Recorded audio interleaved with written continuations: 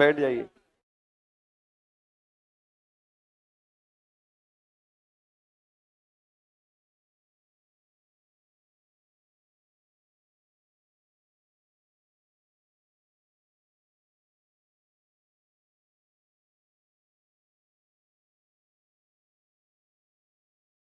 दो सौ सैतीस से ना, 237। चलिए ठीक है, चलिए शुरू किया जाए 237 से। कहता है भाई,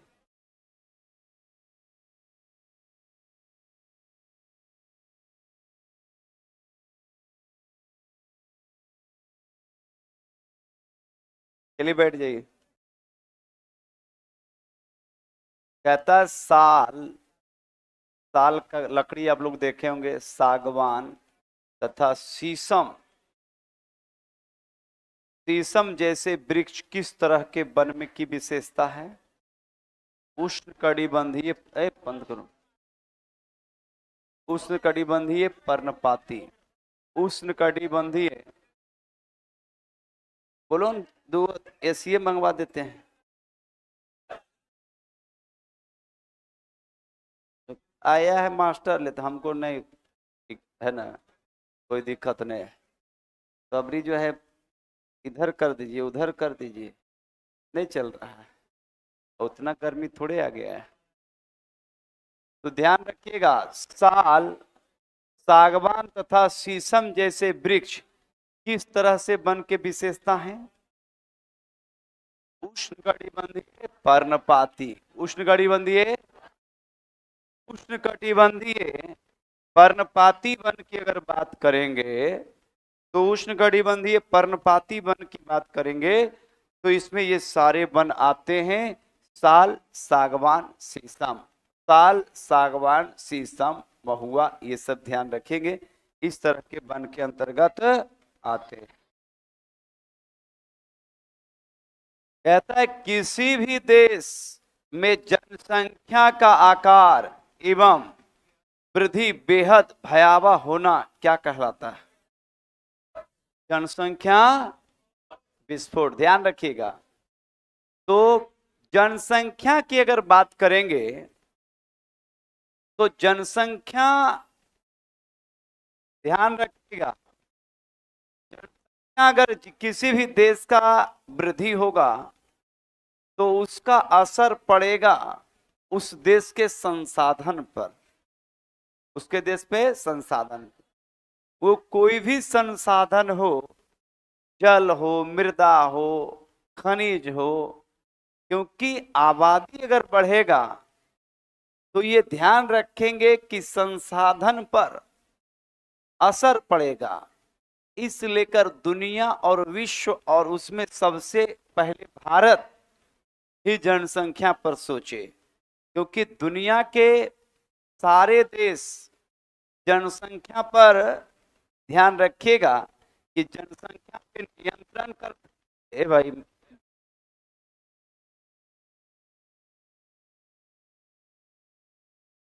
नहीं ठीक है,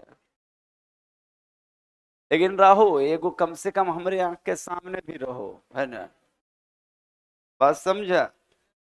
हाँ भाई, तो हम मास्टर हैं तो खेल है ना, तो एगो रहेगा तब न भरोसा हमको भी रहेगा। चलो ध्यान दो। अरे तू काहल मतवा झुकैले रे, छोड़ो, ध्यान दो। तो ध्यान दीजिएगा कि जनसंख्या विस्फोट की बात करेंगे तो दुनिया के देश, ध्यान रखिएगा, जनसंख्या को लेकर दुनिया चिंतित है, क्योंकि दुनिया में संसाधन की कमी होगी और भारत को तो सबसे ज्यादा सोचना चाहिए, है ना, क्योंकि लगातार जनसंख्या बढ़ रहा है, चीन को भी हम पीछे छोड़ने कगार पर हैं। वो तो डाटा जब गिनती जनगणना आएगा तो खुद ही पता चल जाएगा। ये जान लीजिए अभी केवल अल्ट्रासाउंड हुआ है कि लड़का है कि लड़की, है ना। तो जनसंख्या के बारे में पता चल गया है कि हाँ भाई, चल गया है कि भारत चीन को पछाड़ दिया है ना। तो अब है कि संसाधन की कमी है। ध्यान रखेंगे, वैकेंसी है 1,000 का, 1 लाख से ज्यादा फॉर्म गिर जाता है, 1 करोड़ गिर जाता है ना। जितना ऑस्ट्रेलिया की आबादी है उतना यहाँ लोग फॉर्म भर देते हैं। जितना अमेरिका की आबादी है उतना यहाँ कुंभ में लोग नहा लेते हैं। बात समझे। जितना 10-20 देश का आबादी है, 20 देश की आबादी हम अगर बताएंगे तो उतना मुसल्लापुर हाट में लड़का रहता है ना। वो देश का डाटा हम दे देंगे, क्योंकि हमारे पास सब डाटा पूरा रहता है, रिकॉर्ड में है कि जैसे कुछ पैसिफिक ओशियन के देश हैं, जैसे फिजी है, तुवालू है, बाना आतू है, किरीबाती है ना, आपके मॉरिशस है, सेशेल्स है, मालदीव है। तो इतने तो लड़का तैयारी मुसल्लापुर हाट में करता है। तो जनसंख्या बहुत ही समझ लेंगे कि भयावह है, और सरकार को जल्द से जल्द, है ना, जल्द से जल्द इस पर सोचना चाहिए, है ना। क्योंकि अगर नहीं हुआ तो 40 तक तो ईदू अरब तक पहुंचाइए देगा। बात समझे। तो असर किस पर पड़ेगा? देश पर पड़ेगा। बहुत सारे देश के पास प्राकृतिक संसाधन बहुत है, संसाधन बहुत है, लेकिन वो जनसंख्या के लिए, है ना, बेचारा वो दिक्कत में है। लेकिन जनसंख्या कम है तो वो याद रखिए बढ़ सकता है, लेकिन अगर बढ़ गया है तो अगर मार दीजिएगा। जो जन्म गया है तो ये तो होगा नहीं। तो जनसंख्या नियंत्रण अति आवश्यक है। और ध्यान रखेंगे, इससे सबसे पहले बेरोजगारी, देखिए जनसंख्या से होता क्या है, सबसे पहले बेरोजगारी, बेरोजगारी फैलेगा। बेरोजगारी के बाद ध्यान रखेंगे प्रदूषण की समस्या। अब बोलेगा कि जनसंख्या से प्रदूषण का क्या लेना देना है? तो जब जनसंख्या बढ़ेगा तो ध्यान रखेंगे कि कल कारखाने बढ़ेंगे, रोड बढ़ाना पड़ेगा, गाड़ी बढ़ाना पड़ेगा। तो ऑटोमेटिक है कि प्रदूषण जैसी समस्या, रोजगार जैसी समस्या, बहुत सारी समस्या का एक ही जड़ है जनसंख्या। तो स्पष्ट रूप से ध्यान रखेंगे कि जनसंख्या, चीन जो काम हम आज सोच रहे हैं, देखिए करेगा भारत सब, लेकिन यहाँ है क्या, जितना लोग कर रहा है, जितना लोग करेगा, उससे ज्यादा लोग याद रखेंगे और उसके विपक्ष में खड़ा है। और ये थी भारत का इतिहास रहा है, भारत का शुरू से इतिहास रहा है। 1757 प्लासी के युद्ध से भी यहाँ के लोगों को पता नहीं चला 100 साल के बाद, तो 1857 की क्रांति में भी वही कार्य दोहरा दिया। जब जान रहा था कि मीर जाफर के धोखा के कारण, ध्यान रखेंगे, सिराजुद्दौला हार गया, फिर भी याद रखेंगे 1857 की क्रांति में जितने लोग लड़ रहे थे उससे ज्यादा लोग अंग्रेज का साथ दे रहे थे। तो वही बात है। तो ये ध्यान रखेंगे। तो जनसंख्या से संबंधित याद रखेंगे कि कोई भी, ध्यान रखेंगे, रूल रेगुलेशन को फॉलो करना है, क्योंकि संसाधन प्रकृति में एक लिमिट है और इसका ध्यान रखेंगे। लेकिन भारत में स्टेटमेंट भी लोग देते हैं कि जनसंख्या तो ऊपर वाला का देन है, ऊपर वाला का देन है। गड़बड़ बात है भाई, ये तो बेबुनियाद स्टेटमेंट है। तो जो भी है उसको ध्यान देना है। हाँ, ये आप सब हम एग्जाम्पल हम देंगे। जैसे बहुत सारे लोग का एग्जाम्पल है कि जब जन्म लेता है तो वो, उसको भगवान भेजते हैं, उसका सब कुछ दे के, भोजन उजन दे के भेजते हैं, सत्य है। इस पर हम इसको आपको प्रमाणित भी कर देंगे कि जन्म लेने के बाद उसको भोजन मिल जाएगा।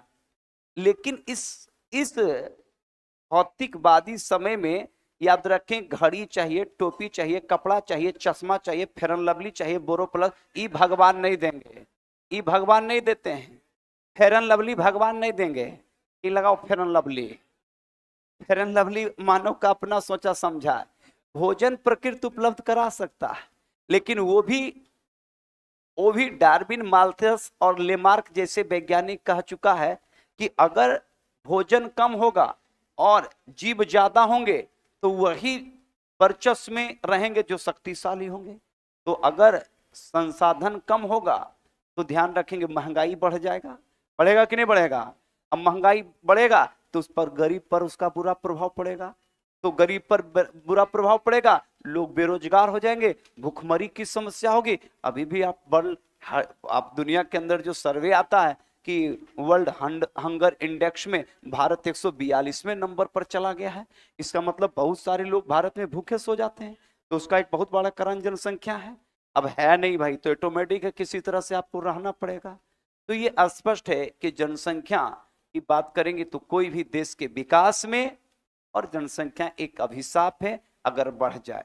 दोनों, जनसंख्या बहुत कम जाए तो भी दिक्कत है, जैसे नदी सूख जाए तो भी दिक्कत, और नदी में बहुत जल स्तर बढ़ जाए तो बाढ़ आ जाएगा तो भी दिक्कत है। तो एक लेवल में अगर है तो ध्यान रखेंगे संतुलित, कोई भी चीज ध्यान रखेंगे संतुलित रहना जरूरी है। इसलिए कर जनसंख्या भी ध्यान रखेंगे, देश का संतुलित रहना क्या है, जरूरी है, नहीं तो उसके असर ध्यान रखेंगे आपके अर्थव्यवस्था पर भी पड़ता है। तो याद रखिएगा जनसंख्या का आकार वृद्धि बेहद भयावह होना क्या कहलाता है, जनसंख्या विस्फोट।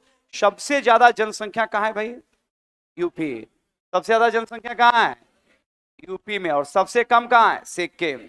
सबसे कम और सबसे ज्यादा यूपी, सबसे कम सिक्किम, और डेंसिटी या जनसंख्या घनत्व सबसे ज्यादा कहां, बिहार, और सबसे कम अरुणाचल, सबसे कम अरुणाचल प्रदेश। ध्यान दीजिएगा ये डाटा एक ही का दिया है, 25 में हम लोग आ गए हैं, हम 11 का डाटा देंगे क्योंकि जनगणना भी हुआ नहीं, कोरोना के कारण बाधित रह गया। तब तक सरकार अभी इधरे है, बिल पेश कराने में लगा हुआ है ना, तो अभी जनगणना काउंट नहीं किया है ना।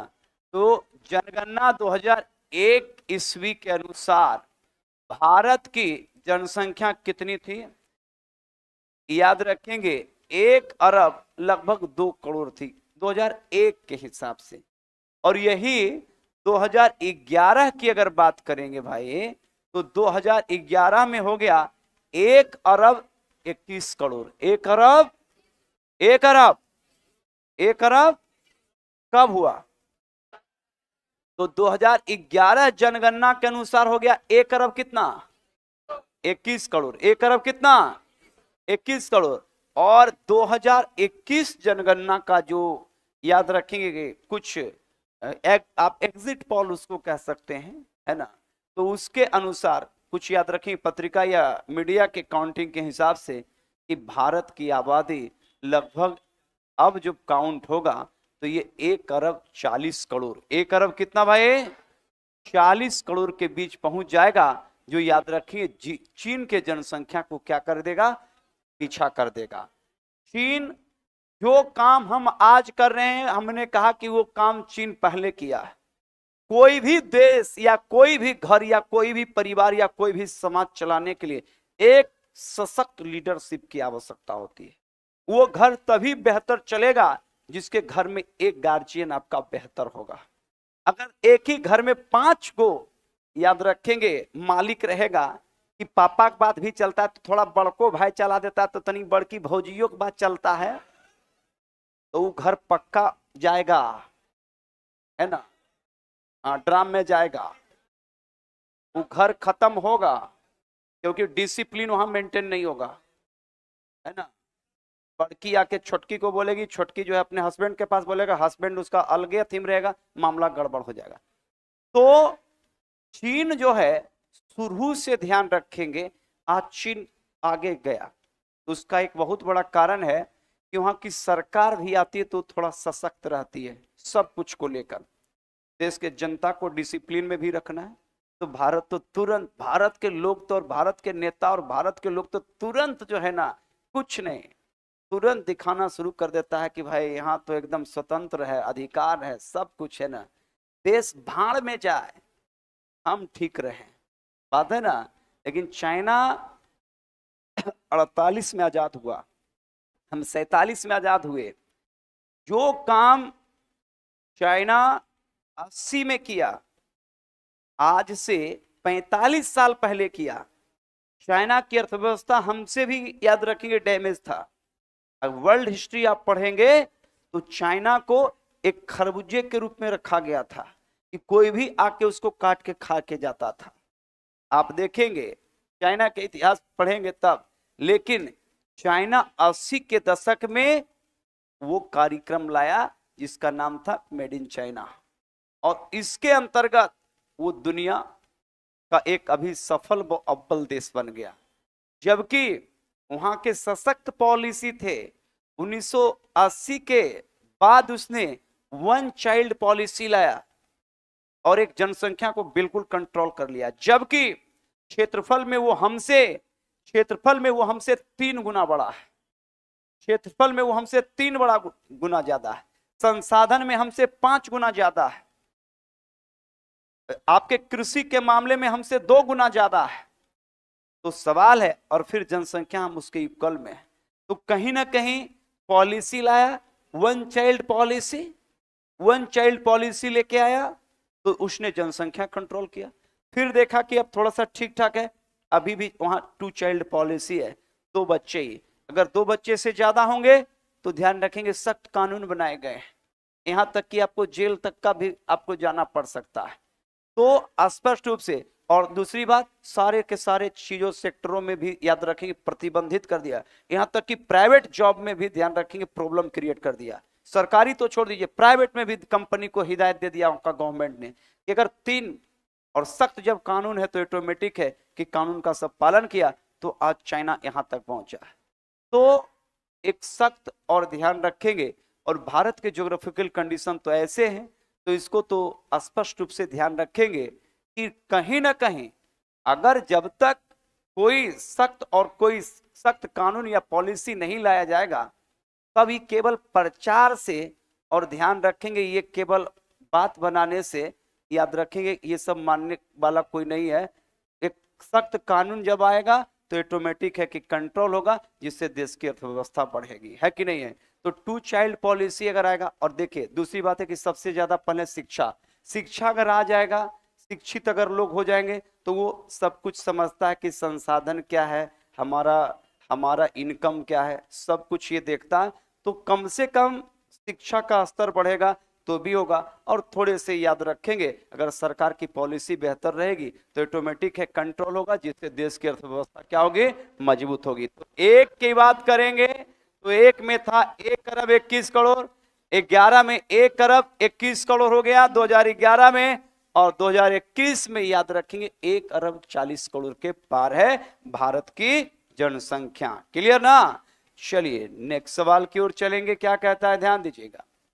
जनगणना 2001 के अनुसार भारत की जनसंख्या विश्व की जनसंख्या का कितना प्रतिशत था, 16 दशमलव कितना 7। लेकिन अभी 2011 के डाटा को हम देंगे तो 2011 डाटा के अनुसार प्यारे विश्व के कुल आबादी का 17.5% था। कितना प्रतिशत था, यह भी याद रखिएगा। विश्व के कुल आबादी का भारत के पास कितना था, 17.5%। कितना प्रतिशत 17.5%। दुनिया में जितना आदमी है उसका 17.5% आबादी कहां था, बताओ भाई, कहां पे।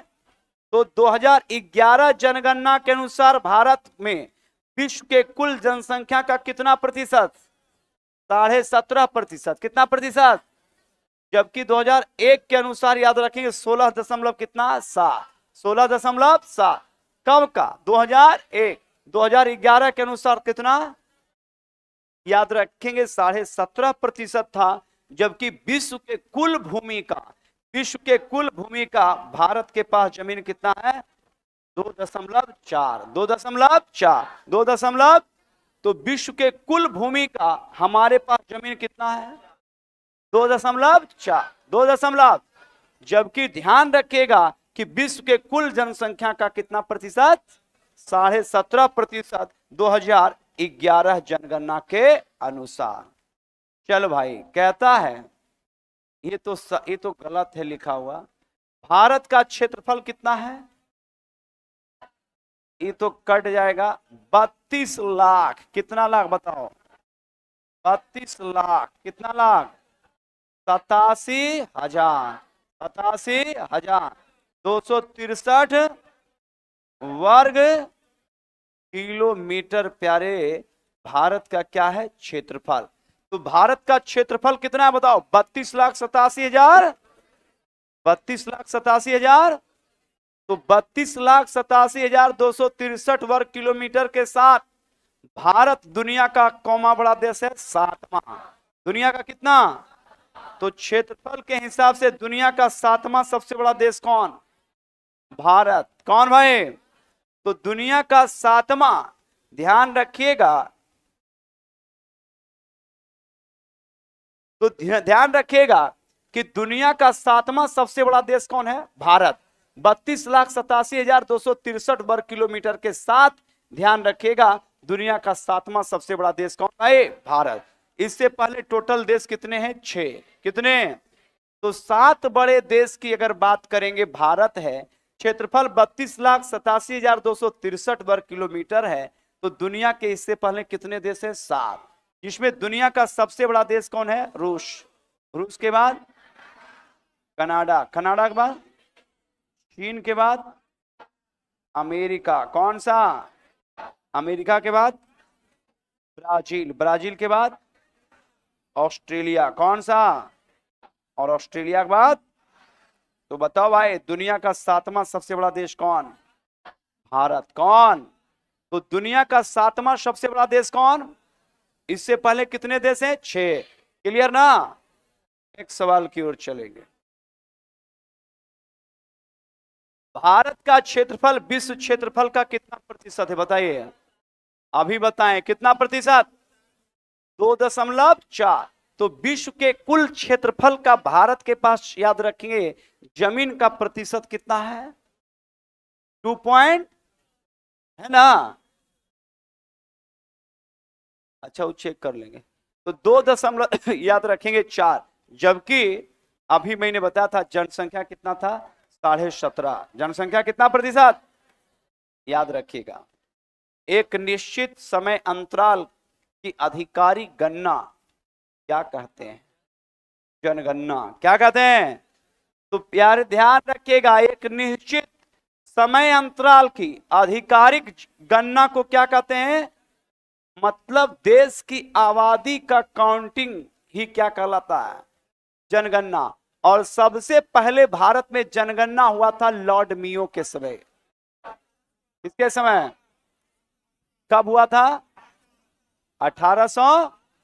तो एक सवाल ये भी ध्यान रखेंगे कि भारत में प्रथम जनगणना, भारत में कौन प्रथम जनगणना की अगर बात करेंगे प्यारे, तो याद रखेंगे प्रथम जनगणना 1872 में लॉर्ड मियो के समय। किसके समय हुआ था? लॉर्ड मियो के समय। किसके समय? जबकि नियमित जनगणना कौन? 1881, 1853। किसके समय? तो नियमित, क्या भाई? नियमित जनगणना भाई, नियमित जनगणना की अगर बात की जाएगी 1881 में लॉर्ड रिपन के समय हुआ था। किसके समय हुआ था?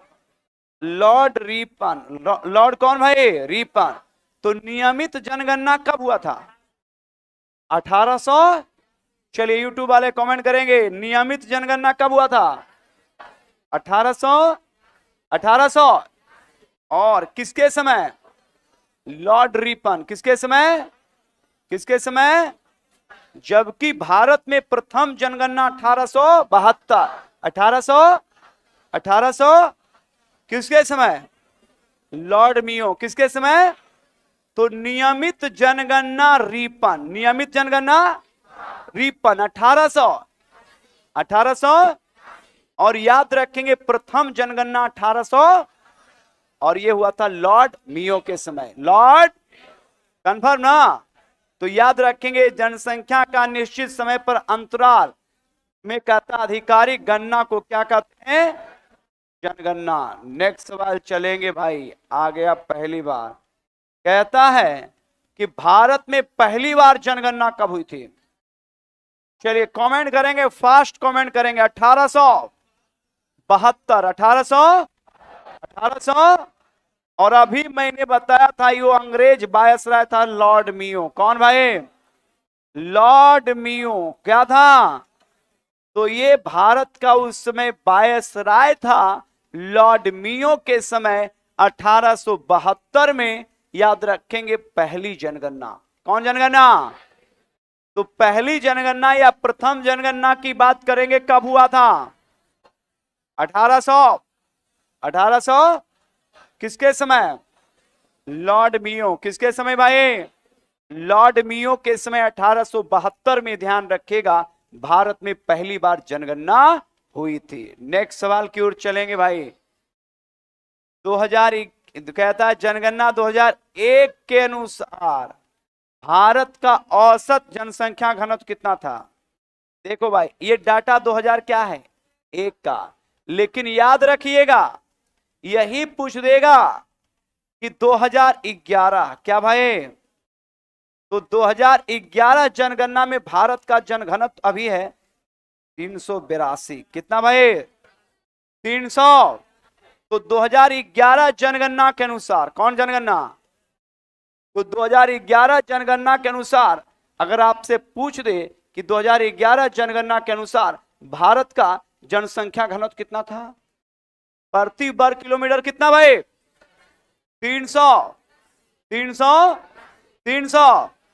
जबकि याद रखेंगे भारत में सबसे ज्यादा जनघनत्व की बात करेंगे बिहार। कहां? कमेंट कीजिएगा कहां? बिहार में प्रति वर्ग किलोमीटर 1100। तो 1106 व्यक्ति प्रति वर्ग किलोमीटर की बात करेंगे प्यारे बिहार में निवास करता है। तो बिहार में प्रति वर्ग किलोमीटर कितने लोग? 1100। तो सबसे ज्यादा डेंसिटी या जनसंख्या घनत्व वाला कौन? यहां प्रत्येक वर्ग किलोमीटर कितने लोग रह रहे हैं? 1100। 1100। जबकि ध्यान रखिएगा कि भारत में औसतन कितना? 382। 300। जबकि सबसे कम डेंसिटी की बात करेंगे अरुणाचल। कहां? अरुणाचल में याद रखिएगा कितना व्यक्ति? 17 व्यक्ति प्रति वर्ग किलोमीटर कहां निवास करती है? तो अरुणाचल में प्रति वर्ग किलोमीटर कितना? 17। बिहार में कितना? 1106। 1100। अब भारत में 2011 जनगणना के अनुसार कितना? 300। 300। 300 कंफर्म ना? ध्यान रखिएगा। कहता है भाई गौर कीजिएगा तो वर्ष भारत का जनसंख्या में ऋणात्मक वृद्धि हुई। बताइए तो बताइए। 1921 1900 ऋणात्मक याद रखेंगे वृद्धि हुई कब भाई? 1921 में। जनसंख्या में होने वाले परिवर्तन के 3 मुख्य कारक क्या है बताइए? जन्म दर, मृत्यु दर और प्रवास। बताइए जनसंख्या घटेगा या बढ़ेगा? यही ना परिवर्तन होगा। अरे जनसंख्या बढ़ेगा या घटेगा? बढ़ेगा या घटेगा? तो बढ़ेगा कब? गौर कीजिएगा बढ़ेगा कब? जब जन्म दर ज्यादा होगा और मृत्यु दर, जन्म दर ज्यादा और मृत्यु दर, तो जनसंख्या क्या होगा? और ध्यान रखेंगे जन्म दर कम होगा और मृत्यु दर बढ़ जाएगा तो क्या होगा? क्या होगा? तो याद रखेंगे कि नॉर्मलाइज, ध्यान रखेंगे जनसंख्या कंट्रोल तभी कर सकते हैं जब आप क्या करेंगे? जन्म दर में क्या करेंगे? कटौती। जन्म दर में क्या करेंगे? तो जन्म दर में जब कटौती होगा तो ध्यान रखेंगे आदमी जनसंख्या कम होगा लेकिन जो मौजूद है उसमें तो ज्यादा वृद्ध होंगे, फिर उसकी मृत्यु होगी। तो ऑटोमेटिक है जनसंख्या को आप कंट्रोल कर लेंगे और अपने संसाधन का उपयोग आप बेहतर तरीके से करेंगे। तो याद रखेंगे कि कोई भी जनसंख्या का जो परिवर्तन है उसके 3 फैक्टर हैं, जन्म, मृत्यु और प्रवास। जन्म दर और जन्म, मृत्यु और प्रवास, ये तीनों याद रखें जनसंख्या के परिवर्तन के क्या हैं? मुख्य कारण या फैक्टर। याद रखिएगा किस वर्ष तक, गौर कीजिएगा भाई, कहता है यहां ध्यान रखिएगा कहता है यहाँ पे, कहता है किस वर्ष तक अनुमानित है कि भारत जनसंख्या के मामले में चीन को पीछे छोड़ देगा? 45 गलत है, ये डाटा है 2025 ही मान लीजिए, है ना, 2025 संभावित ये क्वेश्चन है, ये क्वेश्चन 2025 कर दीजिएगा, संभावित है, 1-2 साल बढ़ भी सकता है, घट नहीं सकता है, घटने का सवाल ही नहीं है ना। तो ध्यान रखिएगा, का 2 साल बढ़ जाएगा, लेकिन हम डाटा 45 नहीं देंगे। 45 में तो ये जो है 1-2 देश को और समेट लेगा इसमें, हाँ ये ध्यान रखिएगा, ये 1-2 देश और ध्यान रखिएगा, और सरकार को चाहिए जल्द से जल्द, है ना, इस पर भी काम करे, है ना, ताकि देश को, है ना, संसाधन की बहुत कमी हो रही है। चलिए नेक्स्ट सवाल, एक वर्ष में प्रति 1000 व्यक्तियों में जितने जीवित बच्चे का जन्म होता है उसे क्या कहते हैं? जन्म दर क्या कहते हैं? मतलब जो जीवित बच्चा जो जन्म लिया, और ध्यान रखेंगे उसी को जन्म दर कहते हैं, उसको क्या कहते हैं? जन्म, क्या कहते हैं? और जब बच्चे जन्म जीवित लिए हैं और अगर उनका डेथ होगा तो उस याद रखेंगे बाल मृत्यु या शिशु मृत्यु दर में उसका क्या होगा? काउंटिंग होगा। मतलब वो जन्म लिया है तो बाल या शिशु मृत्यु दर में उसका काउंटिंग होगा कि आपका स्वास्थ्य सेवा कितना डेवलप है, क्योंकि 100 बच्चे, 1000 बच्चे जब जन्म ले रहे हैं देश में, तो उसमें 50 बच्चे, 40 बच्चे, अब 60 बच्चे, 100 बच्चे की मृत्यु हो रही है। तो ये भी कहीं ना कहीं देश के स्वास्थ्य सेवा को याद रखेंगे, उसका पोल खोलता है कि उस देश का स्वास्थ्य सेवा कितना बेहतर है, क्योंकि जन्म दर तो जन्म तो हो रहा है, लेकिन ज्यादातर बच्चे जन्म के बाद जो मर रहे हैं, तो इस पर भी ध्यान रखेंगे। तो यहाँ पर कहता है कि जो बच्चे जन्म लेते हैं और जीवित जन्म लेते हैं, कहता है जीवित बच्चों का जन्म होता है उसे कहते हैं जन्म दर। उसे क्या कहते हैं? जन्म दर, याद रखिएगा। नेक्स्ट सवाल, एक वर्ष में प्रति 1000 व्यक्तियों के मरने वाले की संख्या को क्या कहा जाता है? मृत्यु दर। क्या कहा जाता है? मृत्यु दर। क्या कहा जाता है भाई?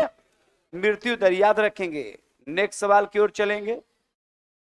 भारत की जनसंख्या में वृद्धि का मुख्य कारण क्या है? मृत्यु दर में तेजी से क्या हो रही है? गिरावट। मृत्यु में तेजी दर से गिरावट तो हो ही रही है, लेकिन याद रखिए सबसे बड़ा फैक्टर यहां पे है कि जन्म दर में क्या है? वृद्धि। जन्म दर में क्या है? वृद्धि। जन्म दर में क्या है? वृद्धि। और स्वास्थ्य सेवा बेहतर होने के कारण याद रखेंगे कि आज से 50 साल, 30 साल, 20 साल पहले क्या होता था कि जो बच्चे जन्म लेते थे उनकी मृत्यु दर ज्यादा थी। तो बच्चे जो जन्म ले रहे हैं उनकी मृत्यु दर क्या हो गई? कम। और जो जन्म ले रहे हैं वो ध्यान रखेंगे वो जीवित हैं ज्यादा। तो इस लेकर जनसंख्या के वृद्धि दर में याद रखेंगे मृत्यु दर कम और जन्म दर ज्यादा है। इस लेकर कहता है कि वृद्धि का एक बहुत बड़ा कारण मृत्यु दर में तेजी से क्या हुआ? गिरावट। नहीं तो पहले बच्चे बहुत ज्यादा डेथ करते थे डायरिया में, ये में, वो में, जिस कारण ध्यान रखेंगे। आगे लिखता है कि लोगों का एक ही क्षेत्र से दूसरे क्षेत्र में चले जाने को क्या कहते हैं? प्रवास। क्या कहते हैं? इसी लेकर वो कहलाते हैं प्रवासी। क्या कहलाते हैं? क्या कहलाते हैं? प्रवासी। क्या कहलाता है भाई? अब जैसे ध्यान रखेंगे कि जो यहां से जिसके माता पिता चले गए और फिर किसी का जन्म विदेश में हो गया तो माइग्रेट करके अमेरिका चला गया, किसी का बाप चला गया और फिर अमेरिका में रह ही गया, वहीं शादी कर लिया, तो वो कहलाता है भारतीय। जैसे अभी आप सुनते होंगे एक शब्द सुनीता विलियम्स को लेकर कि भारतीय मूल की अंतरिक्ष है, तो उसका बाप भारतीय था, माँ अमेरिकी थी। तो इस कंडीशन में वो भारतीय मूल की कहलाती है, लेकिन वो है नागरिकता उसको कहाँ का? हाँ, वही बात है, जब आप कुछ नहीं है तब तक आप दिनेशवा हैं, और जैसे कुछ हो जाएगा तो दिनेश, ये तो हमारा अपने आदमी है। बात समझे? तो वही बात है, आज से 10 साल पहले सुनीता को कोई नहीं जान रहा था, और जब सुनीता का फादर यहाँ से गया होगा तो कुछ जरूर ध्यान रखेंगे कि यहाँ उसको उसके अनुकूल नहीं मिला होगा संसाधन सरकार से, पढ़ लिख के गया होगा तो ऑटोमेटिक है बेचारा यहाँ से तो रूठ के ही गया होगा। लेकिन जब वहां गया उसको अच्छा पैकेज मिला, अच्छा पैसा मिला, अच्छा अमेरिकन लड़की मिल गया, ब्याह कर लिया, तो अब ये लोग सांत्वना दे रहा कि भारतीय मूल की अंतरिक्ष यात्री सुनीता विलियम्स है। जबकि सुनीता को इस सब से कोई मतलब वो ये नहीं कहने आ रहे कि हम भारतीय हैं, वो हर वक्त स्टेटमेंट देगी कि मैं अमेरिकन हूं। तो सांत्वना भारत ले लेता है थोड़ा बहुत, है ना। तो जिस समय यहां से लोग माइग्रेट कर रहे हैं, उसकी प्रतिभा को आपने खत्म किया, उसके बाप के प्रतिभा को आपने खत्म कर दिया, उसको 2 लाख रुपए आपने नहीं दिया, वो सीधा चला गया अमेरिका। और अमेरिका में जितने बड़े याद रखिए कंपनियां हैं वो सारे के सारे अधिकारी सीईओ कर्मचारी 50% भारतीय है, क्योंकि यहां पर उसको उतना पैसा नहीं मिल पाता है। वहां की कंपनी गूगल हो, फेसबुक हो, यूट्यूब हो, जब यूट्यूब यहाँ के यूट्यूबर को 5-5 लाख रुपया दे सकता है, अब भारत के हर एक घर में एगो यूट्यूबर है, एगो हर एक घर में एगो जो इंस्टाग्राम पर रील बनाने वाला है ना, तो बताओ यूट्यूब कितना पैसा कमाता होगा। तो इस लेकर वो पैकेज मुंह मांगा देता है, जैसे ही देख लेता है किसके अंदर प्रतिभा है उसको तुरंत इंफॉर्मेशन करके अमेरिका बुला लेता है। तो अमेरिका जो है वो पूरा का पूरा देखता है कि ये गुणवत्ता क्वालिटी देखता है, वहां ध्यान रखेंगे वहां सिर्फ क्वालिटी देखा जाता है। हमने आपको एग्जाम्पल दिया ना कि सिंगापुर, जापान और इजराइल में एजुकेशन या जॉब या कोई चीज का वहां पर ये मौलिक अधिकार नहीं चलता है कि एक अभी लड़का उस दिन बोला ना कि भाई समान काम का समान वेतन, तो समान काम का समान वेतन तो यही था कि आपको नौकरी लग गया तो आप काम कीजिए पढ़ाने का, तो 8 घंटा ड्यूटी आप करेंगे नहीं, और जब 8 घंटा ड्यूटी नहीं करेंगे तो आप 40,000 तनख्वाह पा रहे हैं। तो वही अब कोई पढ़ाने वाला भी है तो सोच रहा है कि जब पढ़ाई ही नहीं रहा तो मैं भी नहीं पढ़ाऊंगा, तो उसको 40,000 मिलेगा, हमको भी 40, और 30 साल कोई किसी का औकात नहीं है, क्योंकि संविधान में लिख दिया गया है। बाबा भीमराव अम्बेडकर लिख के चले गए, वो तो ऊपर से देख रहे होंगे, है ना, चले गए कि फंडामेंटल राइट तुमको दे दिए, आर्टिकल 12 से 35, कोई छेड़छाड़ नहीं करेगा तुम्हारे साथ। तो इससे तो ध्यान रखेंगे देश जाएगा खत्म होगा, क्योंकि अगर 40,000 आप पाते हैं तो आपका कर्तव्य है कि उसके लायक मेहनत करके देश को आगे बढ़ाइए, है ना। हमने कहा ना कि एक ही स्कूल में पढ़ाने वाला को 30,000 तनख्वाह है और एक ही स्कूल में पढ़ाने वाले को 50,000 भी तनख्वाह है। सेम 1 to 5 नौकरी कर रहा है, 1 to 5 टीचर बहाल होगा, किसी को 30 मिले किसी को 50, तो इसका क्या था कि वो ग्रेड मिलता है।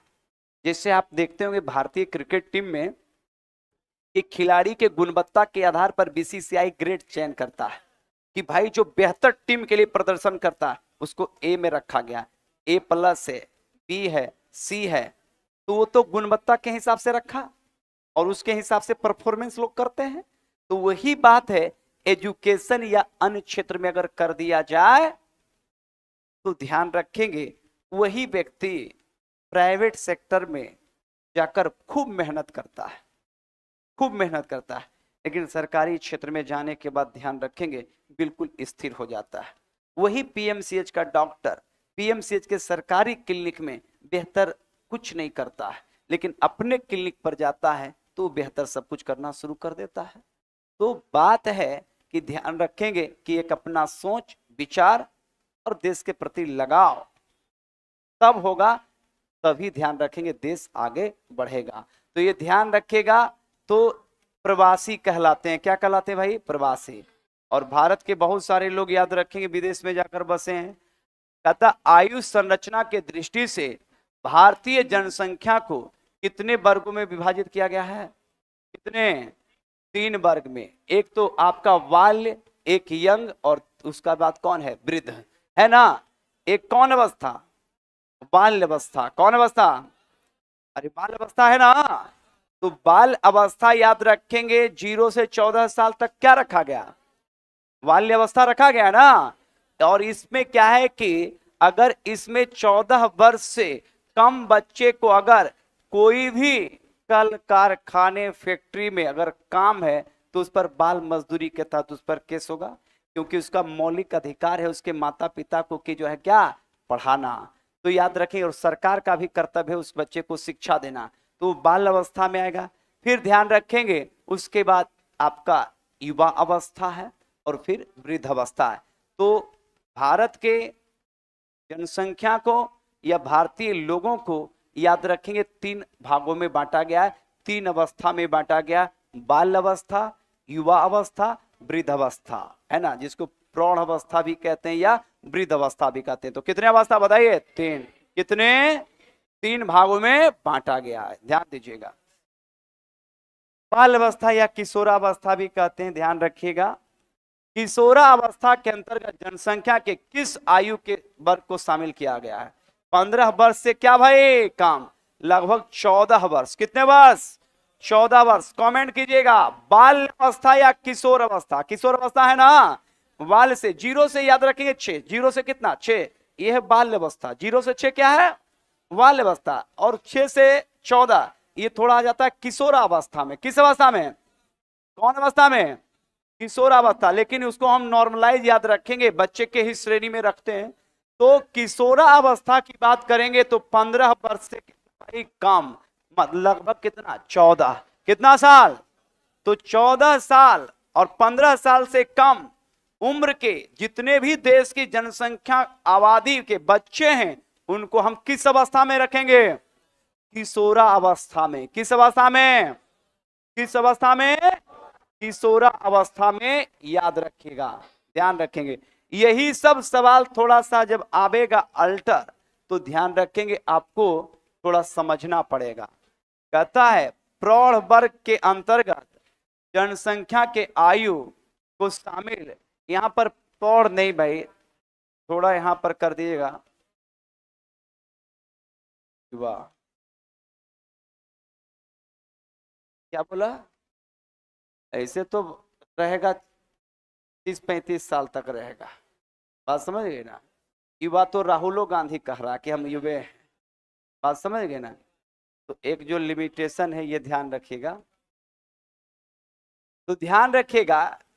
तो यहां पर बात करेंगे आप नॉर्मलाइज युवा की बात की जा रही है, तो वर्ग के अंतर्गत ध्यान रखिएगा, इसमें देखना पड़ेगा 15 से कितना 19, 15 से, तो 15 से 19 वर्ष, 15 से कितना 19 वर्ष की बात करेंगे तो ये बिल्कुल यंगेस्ट एज माना जाता है ना, यंगेस्ट एज 15 से कितना 19, 15 से 19, ध्यान रखिएगा।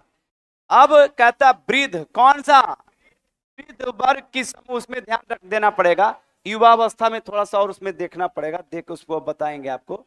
वृद्ध वर्ग के समूह में जनसंख्या किस उम्र की सीमा तक रखा गया, बताइए, 60 वर्ष या इससे अधिक, 60 वर्ष या इससे, और इसको ध्यान रखेंगे 60 वर्ष से ऊपर जब जाएंगे तो ये सीनियर सिटीजन क्या कहलाता है, क्या कहलाता है, जिसको वृद्ध अवस्था बोलते हैं। क्या बोलते हैं, कौन अवस्था, कौन अवस्था, वृद्ध अवस्था। क्लियर ना। तो 60 से ज्यादा, 60 से कितना, 60 से ज्यादा, अब 55 साल को तो हम युवा नहीं मान लेंगे। अब बताइए, अभी आप कह रहे थे तो 60 के बाद, 60 के बाद याद रखेंगे वृद्ध अवस्था, तो 55 की बात करेंगे तो उसको कौन अवस्था में आप रखेंगे, है ना, युवा अवस्था में रहेगा, बेवकूफ कहीं का। चलो ध्यान दो, कोई टारगेट नहीं करेगा, पक्ष विपक्ष जहां करेगा तुरंत इनकाउंटर कर देंगे, है ना, देश के प्रधानमंत्री है, सम्मान दीजिए, ध्यान देना। कोई भी अगेंस्ट जहां बोला, हाँ इनकाउंटर। चलिए ध्यान दीजिएगा, प्रति 1000 पुरुषों पर महिलाओं की संख्या को क्या कहा जाता है, लिंगानुपात, क्या कहा जाता है भाई प्यारे, ध्यान रखिएगा, सबसे ज्यादा लिंगानुपात सेक्स रेशियो कहां का, केरल। तो सबसे ज्यादा लिंगानुपात 1000 महिलाओं पर सबसे, याद रखेंगे, कम, मतलब 1000 पुरुषों पर सबसे ज्यादा महिलाएं किस राज्य में है? केरल। कहां पे? और सबसे कम हरियाणा। कहां? तो सबसे कम लिंगानुपात की बात करेंगे कहां पे? हरियाणा। कहां पे? कहां पे? तो सबसे कम लिंगानुपात कहां और सबसे ज्यादा कहां?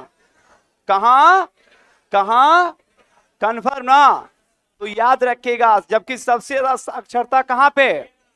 केरल। सबसे ज्यादा साक्षरता, सबसे ज्यादा साक्षरता, और सबसे कम, सबसे कम, और लिंगानुपात सबसे ज्यादा कहां? केरल। कहां? और सबसे कम। कन्फर्म ना? आज का सेशन बस।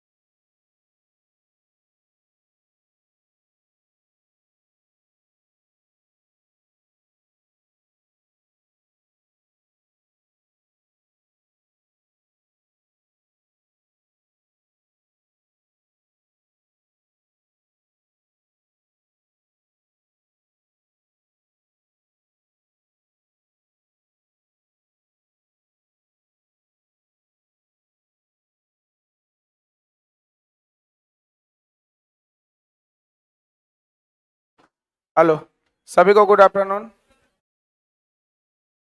स्टार्ट किया जाए।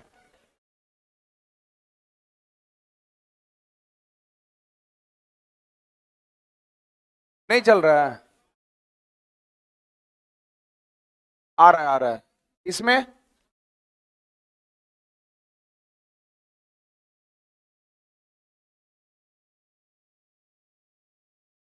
वर्साई की संधि कब हुई थी? वर्साई का जो स्थान था, जो संधि, कौन से महल में? वर्साई का महल में। वर्साई का महल किस देश में है? इसमें हस्ताक्षर कौन कौन देश का हुआ था? मित्र राष्ट्र और जर्मनी का हस्ताक्षर हुआ था ना?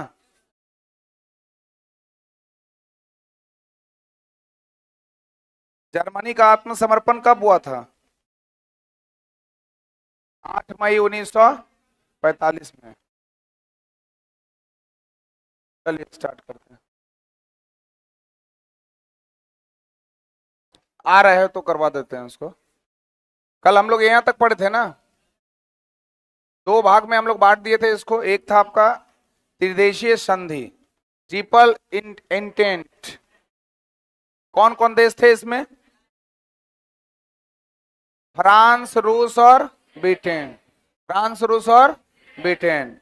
और त्रिदेशीय संधि में कौन कौन था? सॉरी, ये तो वही आ गया। त्रिकूट में कौन कौन सा था? जर्मनी, ऑस्ट्रिया हंगरी और इटली। यही था ना? कल हम लोग यहीं तक चर्चा किए थे, इसके आगे पढ़ेंगे। ऑस्ट्रिया ने किस देश पर अपना अधिकार जमा लिया था? बोस्निया और हर्जेगोविना। बोस्निया और हर्जेगोविना।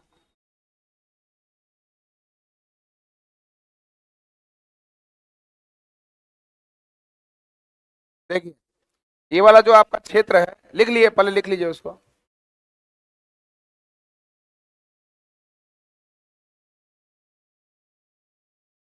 हो गया? यहां पर जो दिख रहा है बोस्निया, और ये दोनों पार्ट बोस्निया और हर्जेगोविना, यहां पर दिख रहा है आप लोग को? नहीं दिख रहा है? नहीं दिख रहा है। इधर वाला कहाँ गए? वो नहीं है। ठीक पहले चल रहा था, ठीक ऐसे ही चल रहा था। अच्छा, आ रहे तो करवा दे रहे हैं। इधर दिख रहा है आप लोग को? इधर से देखिए ना, माना कि यहाँ पर है, ठीक है। ये वाला जगह का नाम क्या है? बोस्निया और हर्जेगोविना। ये जो देश देख रहे हैं, ये कौन सा है? इटली। इटली दिख रहा है यहाँ? इटली एक प्रायद्वीप के रूप में जाना जाता है। प्रायद्वीप क्यों है ये? क्योंकि तीन ओर से पानी से क्या है? गिरा हुआ है। तो जस्ट इटली के बगल में यहाँ पर आपको दिखेगा ऑस्ट्रिया। दिख रहा है? हिटलर का जन्म कहाँ हुआ था? ऑस्ट्रिया में। कहाँ के चांसलर थे हिटलर? जर्मनी के। और यहां पर है कौन सा देश? बोस्निया। कौन सा देश? बोस्निया। बोस्निया और हर्जेगोविना। ये जरूरी नहीं था, लेकिन बस देखना था कि वो लोकेशन कहां पर है। हेलो, उसको बोलिए ठीक करने टीवी को। तो ऑस्ट्रिया ने किस देश पर अपना अधिकार जमा लिया था? बोस्निया और हर्जेगोविना। ये ऑस्ट्रिया का पार्ट है, और ये बोस्निया वाला पार्ट है। ये बोस्निया वाला पार्ट को अपने क्षेत्र में मिला लिया था कौन? ऑस्ट्रिया। टीवी को ठीक करिए ना। बहुत सारे देश का नाम चेंज हो गया है, लेकिन यूज नहीं ना होता है। बहुत सारे देश ऐसा है जो हम लोग जानते ही नहीं है। कहाँ काम कर रहा है?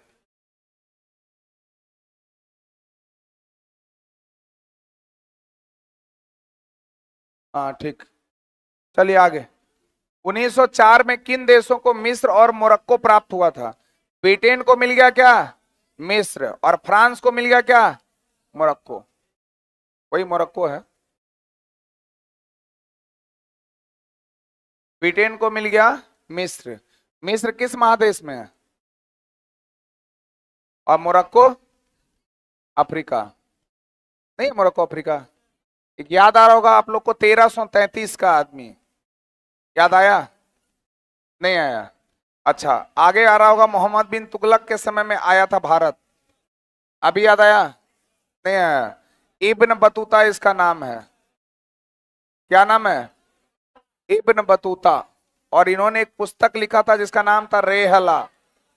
कौन सा पुस्तक? तो रेहला के लेखक कौन? Ibn Battuta. इब्न बतूता किसके समय में आया था? मोहम्मद बिन तुगलक के समय में। कब आया था? 1333 में। और कहां से आया था? मोरक्को से। और मोरक्को है कहाँ? अफ्रीका में। कहां पर है? अफ्रीका में। नॉर्थ अफ्रीका का पार्ट में ये है। तो ऐसे महादेश पूछेगा तो बोलेंगे अफ्रीका। वही है आपका कौन, मोरक्को। तो मोरक्को मिल गया किसको, फ्रांस को, और मिस्र मिल गया किसको, ब्रिटेन को। नील नदी की देन, नील नदी की देन किसको बोलते हैं, मिस्र को। मिस्र की राजधानी क्या है, काहिरा। और यहां पर देखिएगा इस तरह करके वो बना होता है, उसमें पिरामिड जैसा बना रहता है मिस्र में, रहता है ना। 1904 में किन देशों को मिस्र और मोरक्को प्राप्त हुए थे, तो ब्रिटेन को मिल गया क्या, मिस्र, और फ्रांस को मिल गया क्या, मोरक्को। अच्छा एक बात बताइए, वो 1904 का बात कर रहा है, हमारे यहाँ 1904 में एक संस्था का स्थापना हुआ था, अभिनव भारत। अभिनव भारत की स्थापना कौन किया था, कौन, अभिनव भारत की स्थापना विनायक दामोदर सावरकर के द्वारा हुआ था, कन्फर्म। 1905 में क्या हुआ था, एक बार हम पूरा बताए थे, आप लोग को याद है, याद है कि भूल गए, सभी को याद है, देख लें क्या याद है कि नहीं। चलिए थोड़ा जल्दी से बता दीजिए तो फटाफट। 1905 में क्या हुआ था, बंगाल विभाजन। 1885 में क्या हुआ था,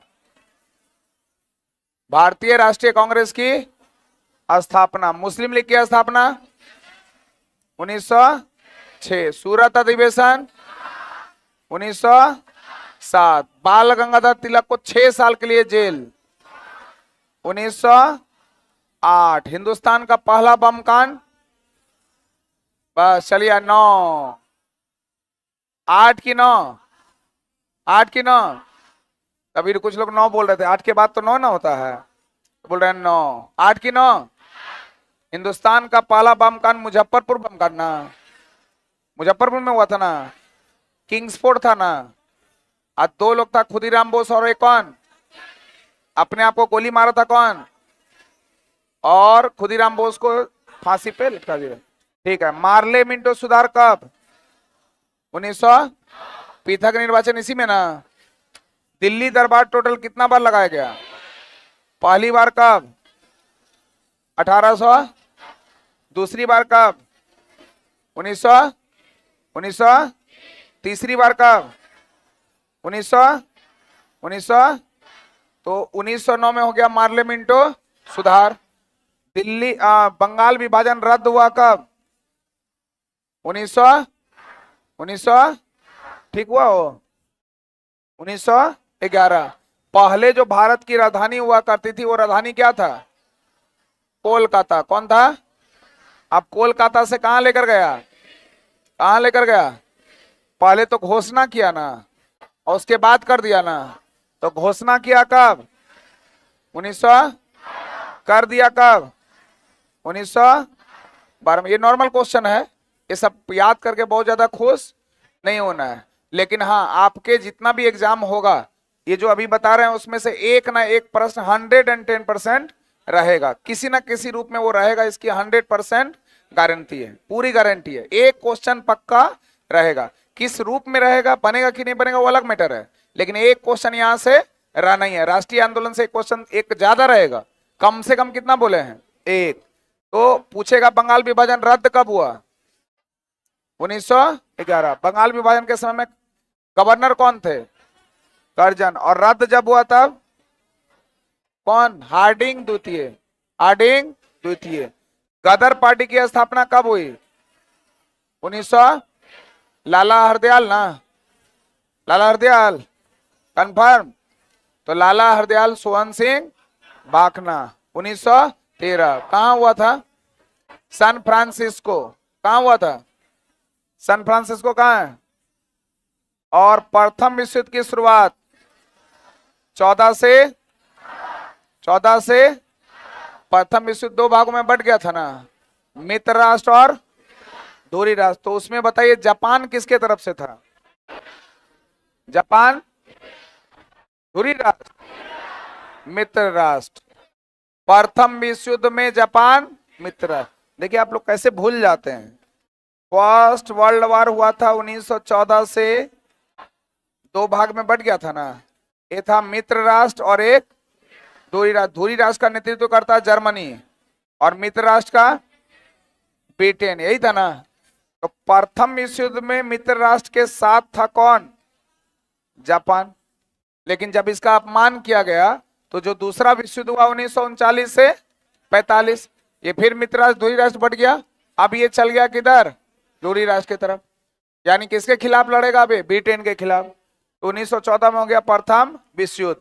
महात्मा गांधी साउथ अफ्रीका से लौटे कब, 1915। कितना तारीख को, 9 जनवरी को ना। कौन सा दिवस मनाते हैं, NRI day, non residential Indian day, भारतीय प्रवासी दिवस। इस बार कहां मनाया गया, भुवनेश्वर, कंफर्म। और कितने साल पे मनाया जाता है, 2 साल पे। पहले कितना साल पे था, 1 साल पे। अब कितना साल, 2 साल। इससे पहले कहां मनाया गया, इंदौर।